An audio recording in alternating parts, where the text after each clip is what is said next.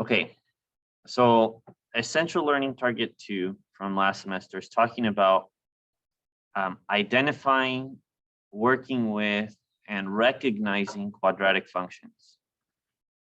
So the first thing that this learning target asks about is what is a quadratic function? And then after it's like, how do we recognize it? What are the properties that are going to help us to understand when we're dealing with a quadratic function? And then some other things of how do we work with quadratic functions. So the very first thing, right, is what is a quadratic function? And if a quadratic function is a function that's defined by quadratic growth. So it has to do with the way that the function is growing, right? So the way the function is growing is going to determine whether it's quadratic or not. That's how other functions as well, that's how you identify them. Like linear functions have a linear growth. Exponential functions have an exponential growth, right? So quadratic functions have a quadratic growth. So what does that mean? Well, growth in math is talking about the change in value from one number to the next, right? So from one number to the next number to the next number to the next number, the differences in between those, that's called the growth. So one of the things that we look at right away is that here's an example of a quadratic function. We can see that the change in the number here, right? This would be like you're subtracting 3, and then you're subtracting 1, and then you're adding 1, and then you're going to add 3, and then you're going to add 5, right? This growth is quadratic growth. So what is it about this growth that makes it quadratic? Why is this specific growth called quadratic growth? And the answer to that question is that if you take the pattern of the growth, the numbers are all the same. So I'll repeat that again. If you take the growth of the numbers that are of the growth, then you'll get numbers that are all the same, right? So this is the quadratic growth here. Right? And if I take the growth of these numbers, they're all going to be the same. So from -3 to -1 is +2, right? From -1 to +1 is +2. From 1 to 3 is +2, right? From 3 to 5 is +2. Okay, the fact that these are all the same is what makes this growth quadratic, right? So it doesn't matter if these are 2s or 5s or negative or positive, right? That it doesn't matter as long as it's not 0, because if these are 0, then that would have meant these are all the same, right? As long as these are a not 0 number and they're all the same, then this will be quadratic growth. And so as long as we have quadratic growth, that's what's going to be a quadratic function. Okay. So let me put this here and say that these are all the same. Okay, now some people call this the second growth, or they call it the second difference or something like that. Or you could call it the growth of the growth. When you get to calculus, this idea is called the second derivative. But the idea is the same, right? You're taking the growth, and then if you take the growth of that growth, all the numbers are the same. Okay, so that's quadratic growth. Now, there are certain patterns in the way that equations are written that's going to tell you if you have quadratic growth. And the pattern is always the same. It's if you have x times itself, or if you have an implication that the x could multiply itself, or your independent variable can multiply itself, so that it's exactly multiplying itself 2 times, then that's quadratic growth. Okay, in other words, if there's a possibility of x squared, then you're going to have quadratic growth. Okay, even the possibility of x squared is enough for quadratic growth. So And there's actually a language link between those, right? So when we talk about something being squared and something being quadratic, right? The root word of quadratic actually comes from the same word as square. And for those of you who speak other languages other than English, you know that quadratic and square are related in the same language. So all of these are quadratic functions, right? So, how would we notice that? Well, in this function, it's really easy because we have right here x squared, right? That's already going to lead to the quadratic growth. In this function, you don't have x squared, but you have x here, and then it's in a parentheses that is being squared, right? So that's going to also lead to quadratic growth because what's going to happen eventually is that x will be squared, right? That's an implication that x will be squared. And then over here, you've got two separate parentheses, but this is still quadratic because when you multiply these together, you end up in the process of multiplying them, x will multiply x and you'll get x squared, right? So that's one thing that these all have in common is that they all have an x squared either directly in them or implied in them, okay? So anytime that there's a possibility of an x squared, there's going to be quadratic growth. And every time that you have quadratic growth, it's going to be a quadratic function. Now, when you go to to higher math, you'll see stuff like x to the third power. Okay, well, if you have x to the third power, then that's a different type of function. And even that will actually overpower the fact that there's an x squared. So something like this, x to the third plus x squared equals y, right? Even though there's an x squared in here, this is not quadratic because this x to the third takes precedence. It's going to be more effective than the x squared. So this is not a quadratic. This is not a quadratic function. It is basically whatever the highest exponent is has to be a 2 on the x. Okay, so that's how you recognize it in the equation. That's how you recognize it as a growth. And on a table, what happens is that this growth produces a shape called a parabola.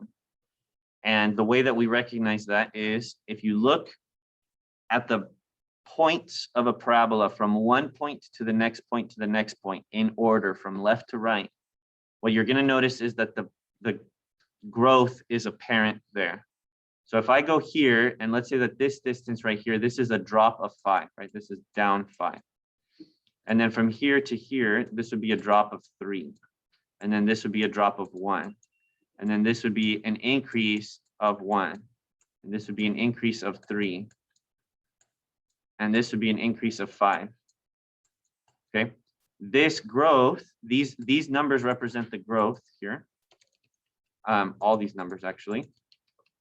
And so the way that you can prove that this is quadratic is if you take the growth of the growth, it should all be the same number. And that's how you would prove it's quadratic. So to get from -5 to -3, you would have had to add 2.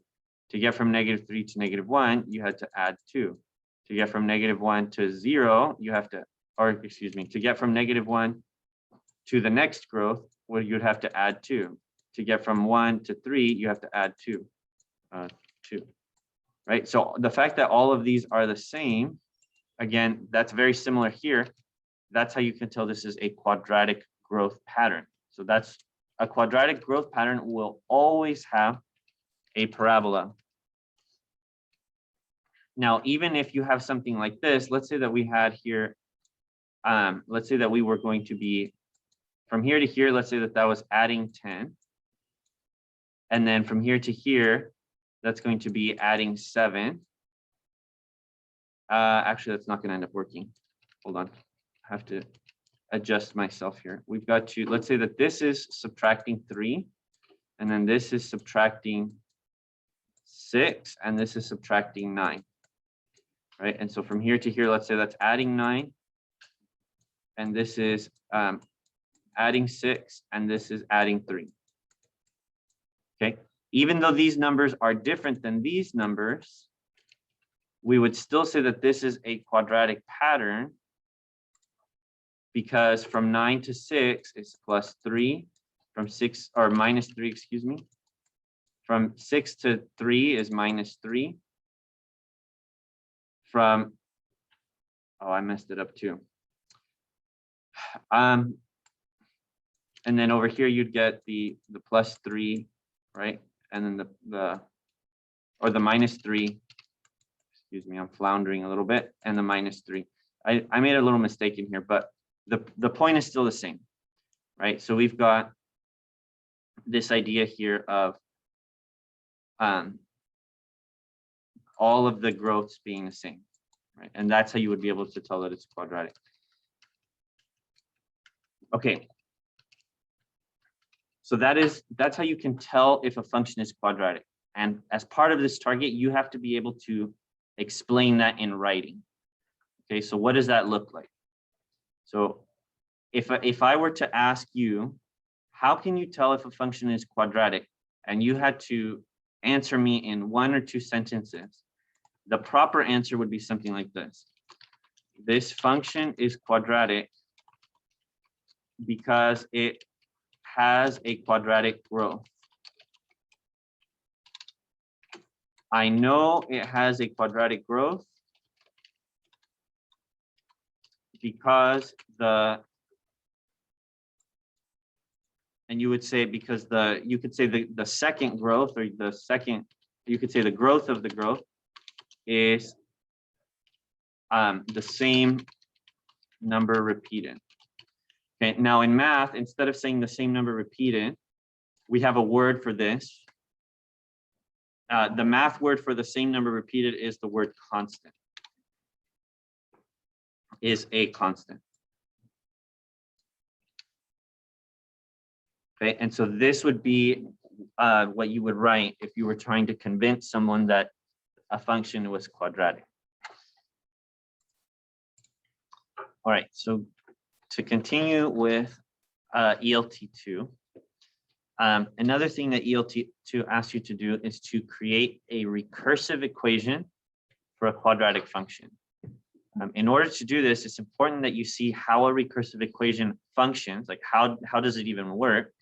That way you can reverse engineer it and be able to make your own recursive equations. So the way a recursive equation works is through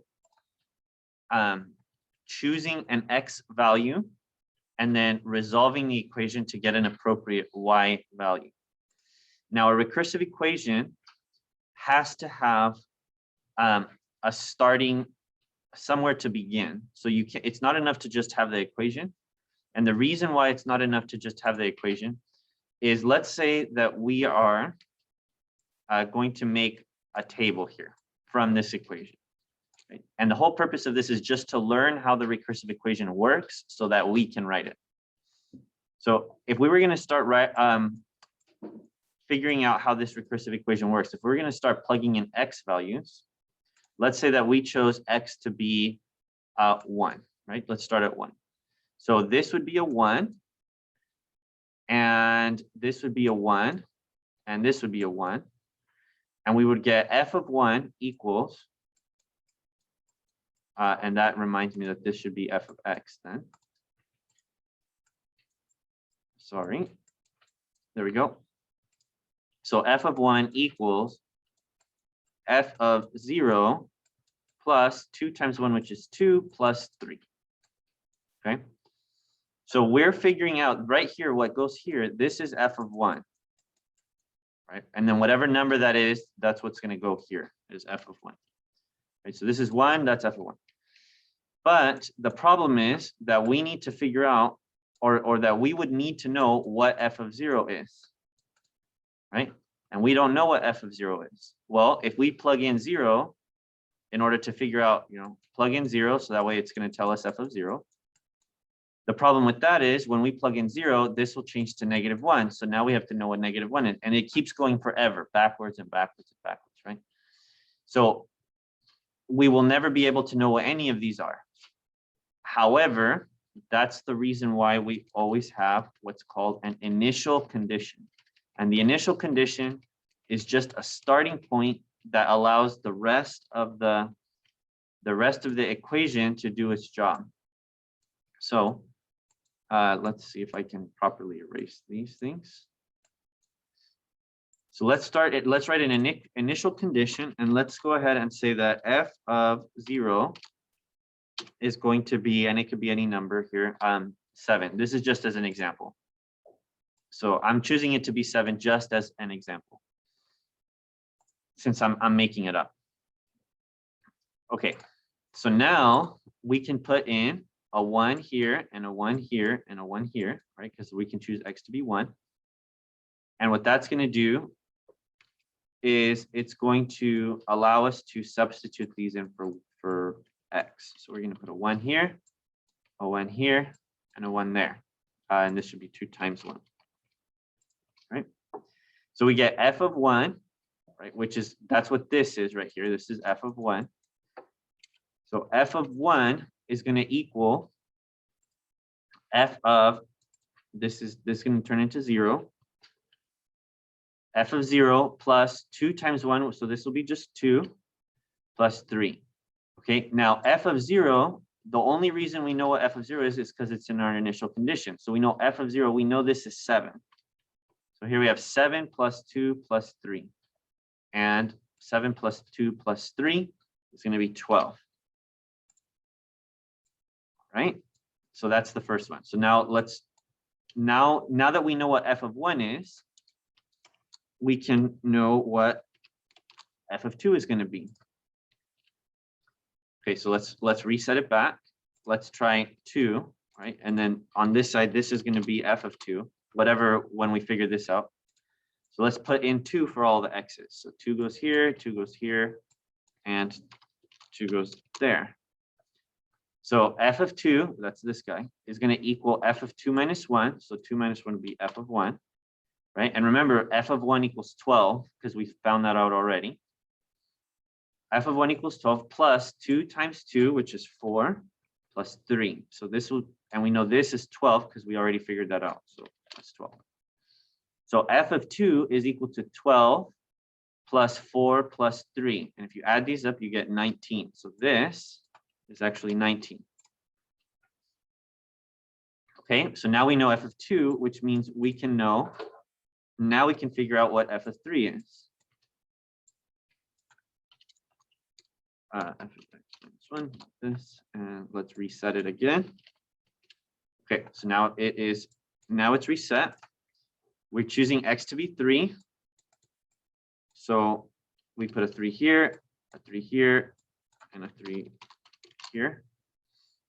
And we get f of 3 equals f of 3 minus 1, which is f of 2, and then plus 2 times 3, which is 6, plus 3. So f of 2, we already know that's 19.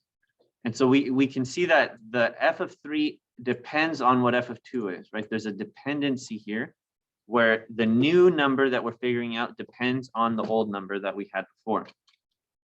So, and then 19 plus 6 plus 3, that's going to be 25 plus 3, which will be 28. Right?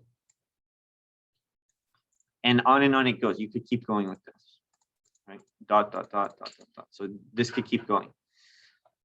Now, I want to show you that this is actually a quadratic pattern, a quadratic growth, like how we talked about before. So from 12 to 19, this is adding 7, right? And from 19 to 28, this is adding 9.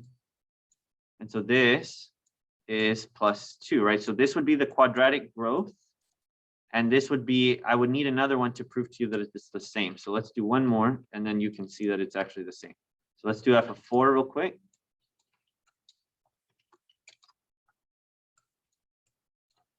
So let's reset.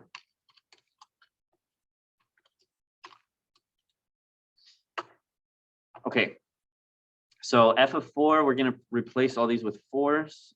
Replace this with a 4. Okay, 4 minus 1, this turns into 3. 2 times 4, this turns into 8. F of 3, we already know is 28 based on what we see down here, right? F of 3 is 28. So 28 plus 8, that would be 36, plus 3 is 39.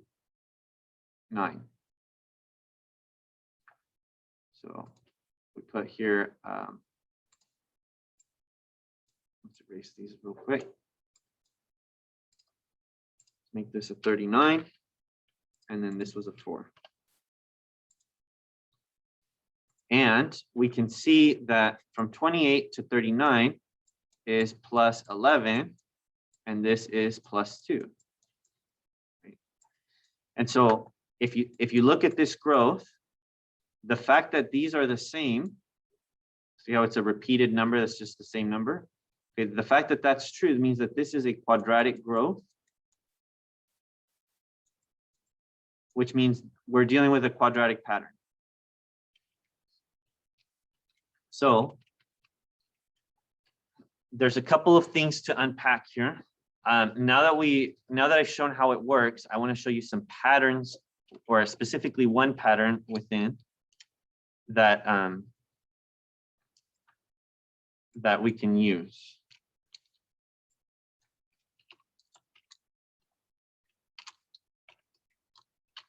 So this was our original recursive equation. Like I said, it's important that we have a initial condition. Notice that the one that we're working on, whatever the f of x is that we're working on, would depend on the previous f of x, right? So when this was f of 3, this was f of 2. When this was f of 4, this was f of 3. So that's something that you need to include. And then finally, something else to notice, and this is a pattern that will always be the case for quadratic, is the repeated number that we had here, these are 2's. And notice that this is a 2, okay? This relationship is always there, right? This number here is always going to be equivalent to whatever these numbers are here. Okay. Finally, the most important thing is, of course, that the fact that all these numbers, right, they came from the equation, right? That's super important to know. The numbers come from the equation. So when we go through to make our own equation, we should make sure that the numbers that we are given can come from the equation. Okay, so now that we understand this, now that I've explained it, let's try to make a recursive equation from this table. So I recommend the first thing that we do is we can set up at least the part of the recursive equation that we know. Right, so we know it's going to have this. We know it's going to have some number times x, right? And remember, this number right here is going to be whatever, just like this 2 was because the 2 was repeated. Whatever this number is, it's going to be whatever's repeated. And then it's going to have some number at the end. Also, we need an initial condition. Now, the initial condition, traditionally, we just put whatever the first one is. So we know f of 2 is 22. Right? And that's gonna get our ball rolling, so that way the equation can work. Okay, so that would be the first thing that I would do, is kind of set up my structure up this way. And then I know that I have to fill in this and I have to fill in that. So to fill in these things, let's look at and let's try to find the repeated number. And that's going to be what we fill in this with. So let's look for our repeated number. From 22 to 12 is minus 10. From 12 to 6 is minus 6. From 6 to 4 is minus 2. From 4 to 6 is plus 2. And from 6 to 12 is plus 6. And from 12 to 22 is plus 10. Okay, so this is going to be a quadratic pattern because from negative 10 to negative 6 is plus 4. From negative 6 to negative 2 is plus 4. From negative 2 to positive 2 is plus 4. And these are all plus 4s. So these are all plus 4s, which means this gets to be a 4, right? Because that's what's repeated. Now to fill in this number, we have to understand that all of the table, so all of these numbers, right, they all came from the equation. So we can set up like if we were solving for one of them, and we can use that to figure out what's the missing piece. So how can we do that? Let's go ahead and just choose an X value. It doesn't really matter which one, because the reason we're choosing it is just so that we can have some numbers to fill in. So that way we can figure out what the last number is. So it doesn't really matter which of these we choose. Let's go ahead and choose 3. So we're going to say f of 3, 3, and 3 here. Okay. And then we can reduce this, right? So that'll be a 2. Now f of 3, right? What is that? F of 3. F of 3 is 12, right? Based on here. So this will be a 12. F of 2, what is that? That's 22. So we're going to put a 22 here. 4 times 3 is 12. And so we get this idea, 12 equals 22 plus 12. Okay, well, that's not right. So what does this have to be in order for that to be correct? Well, 22 plus 12, if we do this, this is going to be 34. So 34 plus something equals 12. What does this something have to be? And the answer is it has to be negative 22. Right? So that would have to be a negative 22. And that's how you figure that out. So going back to our equation, we had f of x equals f of x minus 1 plus, and we said it was 4x, and then we figured out that the last number is actually minus 22. And this should work for any number now that we choose. So if we choose 8, let's say, so let's say we choose x to be 8, f of 8 equals f of 8 minus 1 plus 4 times 8 minus 22. Okay, this should work to give us the proper number, and it should equal. It should be equal. So f of 8 minus 1, this would be f of 7. Let's do that properly here. 7. F of 7 we know is 12 because here's 7, so that's 12. 4 times 8 is 48. Right? 12 plus 48 is going to be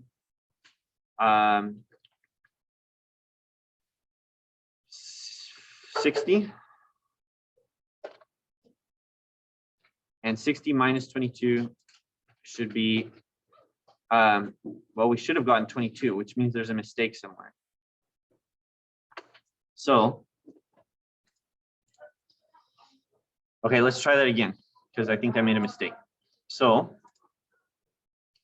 if we have, let's go ahead and choose 3 again. So f of 3 equals 3 minus 1.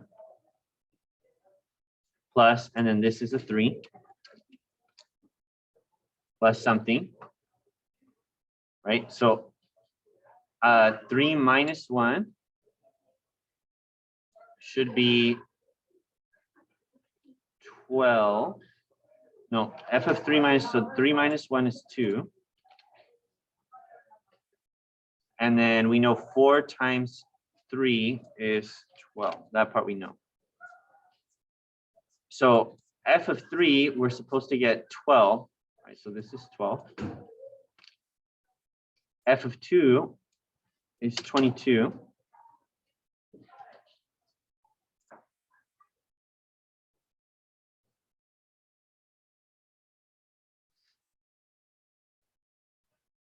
And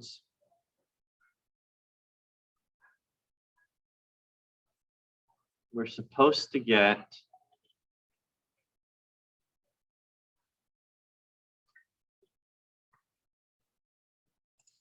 okay. All right, so I figured out what the mistake was, and it was a silly mistake. And the mistake was that I didn't put the parentheses around the 8, and I thought that that was 48. Part of me trying to go too fast. Anyway, so 48 is actually supposed to be 4 times 8, which is 32. F of 7 is 12. right? And f of 8 is 22. And if we do this properly now, 12 plus 32 is 44, and then 44 minus 22 does equal 22. So it does actually work. And what that tells us is that f of x equals f of x minus 1 plus 4x minus 22. Right? That tells us that this is in fact minus 22, which is correct. So that is how you find the recursive equation. So I had it right the first time. It was just a small error there. But that's how you find the recursive equation. And that is basically learning target 2 from semester 1.